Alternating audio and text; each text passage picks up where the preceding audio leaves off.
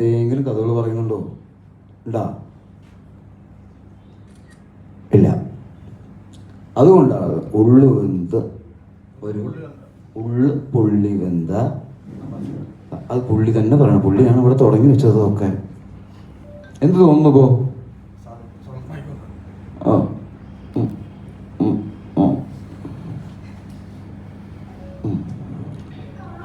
കാണാൻ പറ്റുന്നില്ല കുട്ടിക്ക്.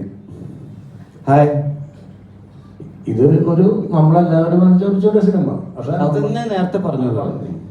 ഇതിനകത്ത് നമ്മൾ ഉദ്ദേശിക്കുന്നത് ഇതിൽ ഒരുപാട് ആർട്ടിസ്റ്റുകളുണ്ട്, നല്ല ലൊക്കേഷൻസ് ഉണ്ട്. തൃശ്ശൂരത്തെ ബോളിനകത്താരെ നമ്മൾ അതിനകത്ത് നമ്മുടെ ആർട്ടിസ്റ്റിനെ വെച്ച് ഷൂട്ട് ചെയ്തിട്ടുണ്ട്. പുത്തമ്പള്ളി പെരുന്നാളുണ്ട്. അപ്പോ വെള്ളയപ്പങ്ങാടി എന്ന് പറഞ്ഞാൽ നിങ്ങൾക്കറിയോ എന്താ?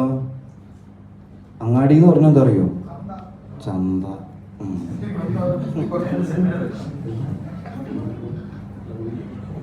ഇത് പുത്തമ്പള്ളിയുടെ ബാക്കിലുള്ള ഒരു സ്ട്രീറ്റാണ് തെരുവ്. അവിടെ വെള്ളയപ്പം, കൊഴലപ്പം, ഉണ്ണിയപ്പം, അച്ചപ്പം ഇങ്ങനെയൊക്കെ കിട്ടും. ഈ വെള്ളയപ്പം ഇല്ലാതെ ഒരു പരിപാടിയും തൃശ്ശൂർ ജില്ലയിൽ നടക്കാറില്ല. അത് ഓണം അല്ലേ? എന്താണെങ്കിലും രാവിലെ വെള്ളയപ്പം, പുഴുങ്ങിയ പഴം. ഇതിൽ തൃശ്ശൂരുകാരുണ്ട് ആരെങ്കിലും? കഴിച്ചിട്ടില്ലേ വെള്ളയപ്പം? പ്രവീൺ കഴിച്ചിട്ടുണ്ടോ? ആ സമയമാകുമ്പോൾ എഴുന്നേറ്റിട്ടുണ്ടെങ്കിൽ കഴിക്കാം. പിന്നെ ആരെങ്കിലും ജീവൻ കഴിച്ചിട്ടുണ്ടോ? അങ്ങനെയാണോ ഈ കഥ ഉണ്ടായത്?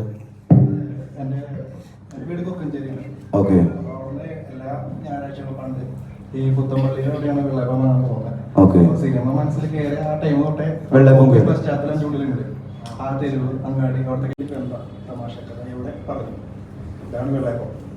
ഇത് 8 വർഷമായിട്ടുണ്ട്. ഇതിന്റെ സ്ക്രിപ്റ്റ് ഞാൻ കംപ്ലീറ്റ് ചെയ്തിട്ടുണ്ട്. എൻ്റെ ഇടയിൽ കുറച്ച് ഫിനാൻഷ്യൽ വേറെ പ്രോബ്ലംസ് ഒക്കെ ബിസിനസ്സിലേക്ക് നീങ്ങി ഇപ്പോൾ വീണ്ടും സിനിമയിലേക്ക് കിടക്കുന്നു. അപ്പോൾ വെള്ളയപ്പം തന്നെ അതിൽ തുടങ്ങുന്നു.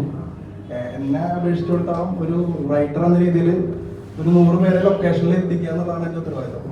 സ്ക്രിപ്റ്റ് കളിച്ച് ഡയറക്ഷനിലേക്ക് നമ്മൾ സ്ക്രീനിൽ മുന്നിൽ 25 കോടി ജനങ്ങൾ എത്തിക്കുക എന്നുള്ളത് ഡയറക്ടറുടെ ഉത്തരവാദിത്തമാണ്. ഞാനും ആ പ്രതീക്ഷയിൽ തന്നെയാണ് നിൽക്കുന്നത്. അപ്പോൾ സ്ക്രീനിൽ ഞാൻ ആ വലിയൊരു പ്രതീക്ഷയോടെ, വിജയത്തോടെ വന്നിരിക്കുമെന്ന പ്രതീക്ഷയുണ്ട് എനിക്ക്. ഇതാണ് വെള്ളയപ്പത്തിനെ കുറിച്ച് എനിക്ക് പറയാനുള്ളത്.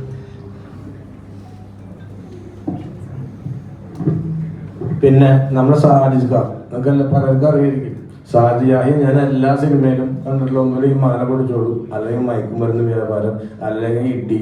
ഈ സിനിമയിൽ പള്ളിയിലച്ഛനായിട്ടാണ് അഭിനയിക്കുന്നത്. സാജിദൊക്കെയാണ് പുത്തമ്പള്ളിയിലെ മെയിൻ വികാരി അച്ഛനാണ്. പൈസ പുള്ളിനെ നമ്മൾ കാണിക്കുന്നില്ല സിനിമ. പുള്ളിയാണ് എന്തായാലും ആ സിനിമ നന്നായിട്ട് വരട്ടെ. ഒരുപാട് ഭയങ്കര ഒരു ചെറിയൊരു സെറ്റപ്പിൽ പുള്ളി ഉണ്ടാക്കിയ ഒരു വലിയ സിനിമയാണ് വെള്ളയപ്പം. അപ്പോൾ എല്ലാവരും ആ സിനിമ തിയേറ്ററിൽ വന്ന് കാണണം. ഇതുപോലത്തെ ചെറിയ സിനിമകൾ വിജയിച്ചാൽ മാത്രമേ ഇൻഡസ്ട്രി നിലനിൽക്കത്തുള്ളൂ. അതുകൊണ്ട് ഇങ്ങനത്തെ സിനിമകൾ സപ്പോർട്ട് ചെയ്യുക. പക്ഷേ ഇനിയും ഒരുപാട് ആർട്ടിസ്റ്റുകളുള്ള സിനിമയാണ്. പ്രവീണിന്റെ ഈ 20 വർഷത്തെ കോൺടാക്ട്സ് ഉള്ള എല്ലാവരും പ്രവീണിന് വേണ്ടി സിനിമയിൽ ഒത്തുചേർന്നിട്ടുണ്ട്. അപ്പം നിങ്ങളെല്ലാവരും സിനിമ സപ്പോർട്ട് ചെയ്യുക, കാണുക. എൻ്റെ ഒരു രസമുള്ള ചെറിയ ക്യാരക്ടറാണ് ഒരു കളി വെച്ച് നേരത്തെ പറഞ്ഞ പോലെ. അപ്പോൾ എന്തായാലും സന്തോഷം. പുള്ളി ബോളിവുഡ് സിനിമകളുടെ നൂറിനും 2 പേഴ്സാണ്. ഒന്ന് റോമിൻ ഷൈനും, പിന്നെ ഒരു പേര് അക്ഷയും നൂറിനുമാണ്. നൂറിനും അക്ഷയും അവരാണ്. അപ്പൊ നമ്മള് ഈ സിനിമയിലെ എല്ലാ ക്രൂവിനും ഉൾക്കൊള്ളിക്കാനൊക്കെ വിചാരിച്ചിട്ടുണ്ട്. പക്ഷെ ചില പ്രത്യേകത എല്ലാം പറ്റില്ല. പക്ഷെ റോമയ്ക്ക് വേണ്ടി വർഷങ്ങളായി ശ്രീ ചേച്ചി ഡബ് ചെയ്തോണ്ടിരുന്നത്. ഇപ്രാവശ്യം ഞങ്ങൾ കൊറോണ സമയത്ത് ഡബ് ചെയ്യുന്നുണ്ട്. നമ്മുടെ സന്ധ്യക്ക് പറയാൻ. അല്ല, നിങ്ങൾ ചോദിക്കുന്നില്ല ഒന്നും? അല്ല, ഇതിലേക്ക് അവിടെ മാറിയിരിക്കുന്ന കാരണമാണ് ചോദ്യങ്ങളൊന്നും അവിടെ വരാത്തത്. വെള്ളയപ്പത്തിന് പിന്നെ വെള്ളയപ്പം എന്നല്ലാതെ പിന്നെ ചപ്പാത്തിന്ന് പേരിടും.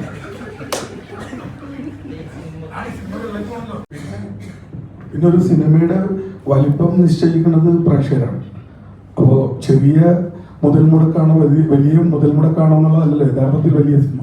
ജനങ്ങൾ ഇഷ്ടപ്പെടുന്ന സിനിമ ജനങ്ങൾ ഇഷ്ടപ്പെടുമെന്നുള്ള ഉറപ്പുള്ളതുകൊണ്ടാണല്ലോ നമ്മൾ ഈ സിനിമ റിലീസ് ചെയ്യുന്നത്. മാത്രമല്ല നമ്മൾ മാർക്കറ്റിംഗ് സമയത്ത് തണ്ണീർമത്തൻ ജനങ്ങൾ എന്നൊരു ചെറിയ സിനിമയുടെ അന്ന് വലിയ സിനിമ നോക്കിയാൽ നിങ്ങൾക്ക് മനസ്സിലാവും പിന്നീട് എന്തായാലും വേണമെന്നുള്ളത്. അത് ഞാനാണ് മാർക്കറ്റ് ചെയ്തത്. ഏത് തണ്ണീർമത്തനോ? അത് വലിയ സിനിമ. അതിന് വലിയ സിനിമ വന്നിരുന്നു. സിനിമയാണ്, നമ്മള് സിനിമയാണ്. അത് വലുതായാലും ചെറുതായാലും കണ്ടിറങ്ങുന്നവരെ എന്റർടൈൻ ചെയ്യും. നമുക്ക് കുറച്ച് സ്ക്രീൻ മതി. ആക്ച്വലി ഈ കൊല്ലാവസാനം സിനിമയിൽ 560 കോടി നഷ്ടം, അത്ര കോടി നഷ്ടം എന്നൊക്കെ പറയുന്നത് വളരെ അത് ഒരിക്കലും ശരിയായ ഒരു പ്രവണതയല്ല. ആക്ച്വലി ഇവിടെ വിജയിച്ച പടങ്ങളെക്കാൾ കൂടുതൽ പ്രേക്ഷകർ അധികം വന്ന് കാണാത്ത പടങ്ങളാണ് കൂടുതലും പല മാധ്യമങ്ങൾക്കും മെറ്റീരിയൽസ് ആയിട്ട് ഇപ്പോഴും പോകുന്നത് അല്ലേ. ഒരു സിനിമ കൂടുതൽ ആൾക്കാർ കണ്ടു, കൂടുതൽ കളക്ഷൻ കിട്ടി എന്നുള്ളത് മാത്രമല്ല ഒരു സിനിമയുടെ വിജയം. ഇപ്പോൾ ഒരു മോശം സിനിമ ഇറങ്ങുമ്പോഴാണ് ഒരുപാട് നിരൂപകരുണ്ടാവുകയും അവർ ജീവിച്ചു പോകുന്നത് അല്ലേ. മനസ്സിലായോ പറഞ്ഞത്? സൗണ്ട് എഞ്ചിനീയർ തമ്മിൽ ചോദിക്കാൻ